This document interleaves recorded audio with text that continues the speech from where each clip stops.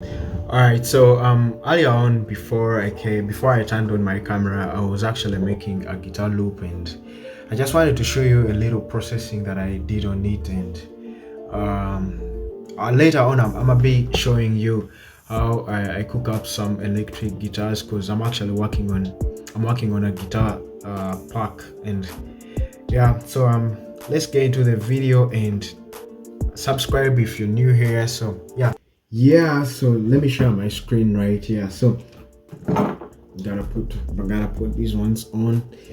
So yeah, I was literally using knobs, and I'm using the pure guitar.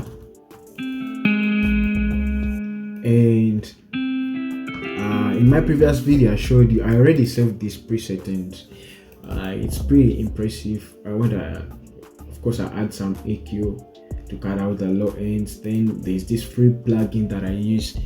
It is called the BC.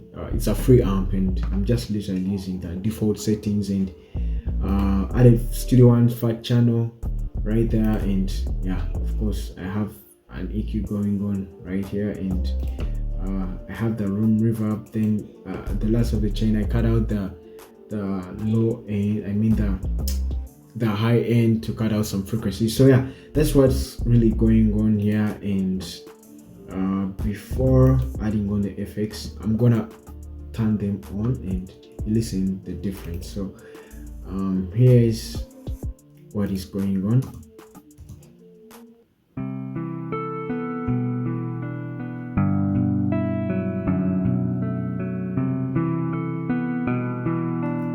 So the indifferences that you're hearing, that is because of the velocities, the difference in the velocities. And once I put on the preset, the guitar preset,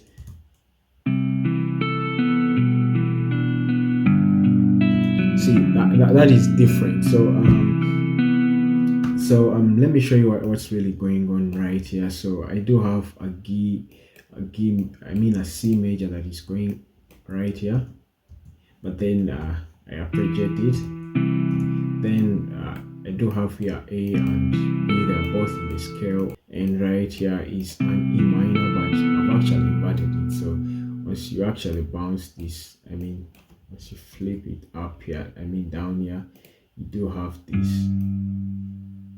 So but I went ahead and flipped it back, so it's an inverted chord. And right here I do have D and B still there in the scales, and right here I do have G. It's playing the same thing.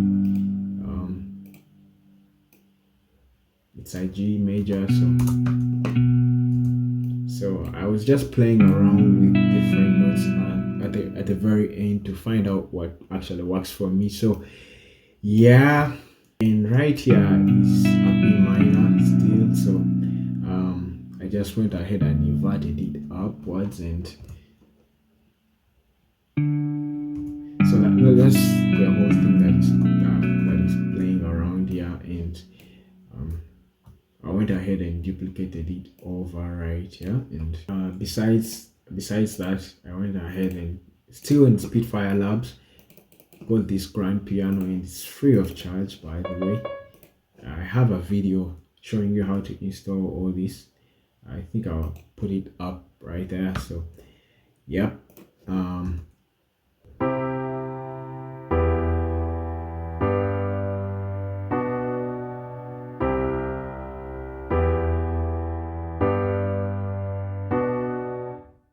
So let's see, this is C, E minor, right here is G.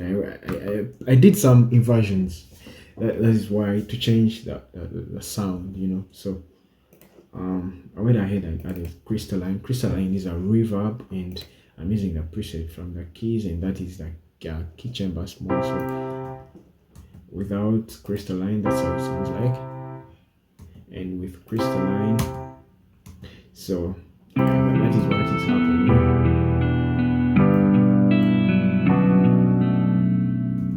So usually what I do with my guitar samples is I bounce them into an audio track like this one. I go ahead and bounce it for some reasons.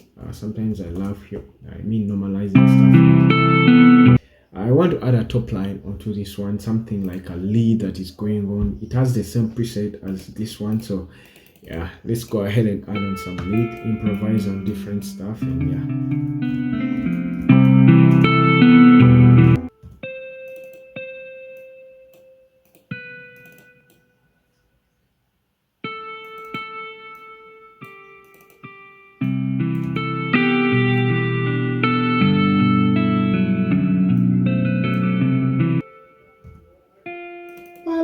So I'm just going with the improvisation. I'm just improvising with what's going in my head.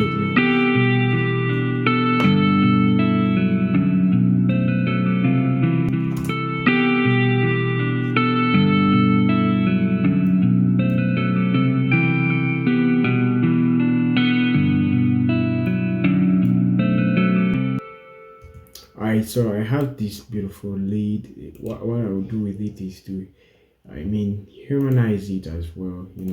That is simple because I don't want to make it to fill it with counter melodies. So another thing that I do with my lead is to bounce it also as well. So if I want to play with this audio, it's very easy for me. So I'm gonna put these ones up. So and what I'll do with this lead, and maybe go ahead and add some pan man from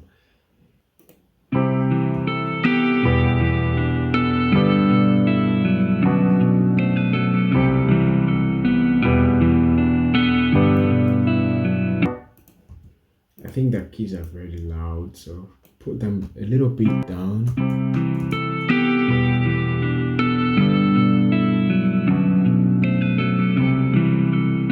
So I'm gonna go ahead and add bass onto it. This one, and the bass that I'm going to be using is coming in from Lifestyle One Shot. Yeah, so such a and I go with B, then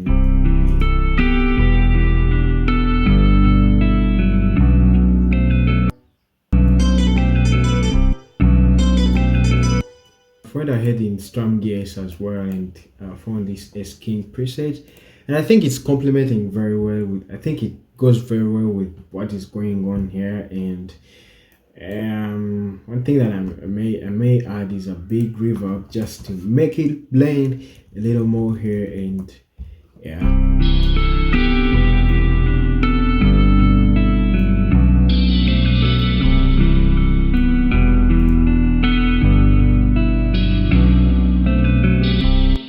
I'm gonna go ahead and bounce this as well into an audio track. So I do have my layers all together, so I'm just gonna go ahead and mix them a little bit, change the pitch. Sometimes it is very good, so I'm gonna try do that in the first place. So maybe transpose this one down and see.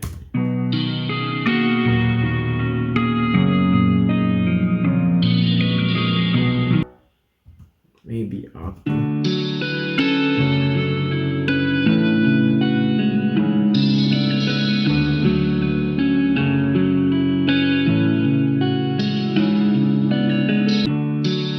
I think I'm gonna transpose it to up, and with the bass, one cool tip: don't always transpose the bass. I saw last time Kavi talking about this, so prefer moving them up too, and yeah, having them.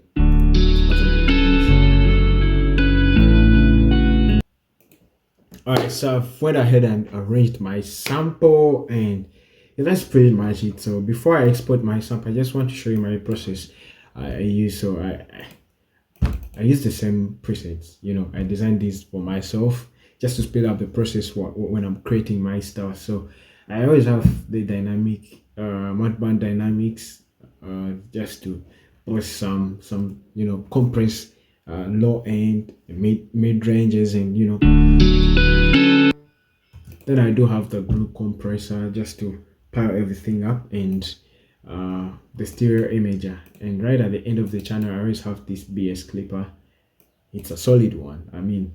I will have a separate video talking about this one. So yeah, I'm gonna go ahead and export this, and put it down in my sample pack. By the way, I'm working on a guitar sample pack. So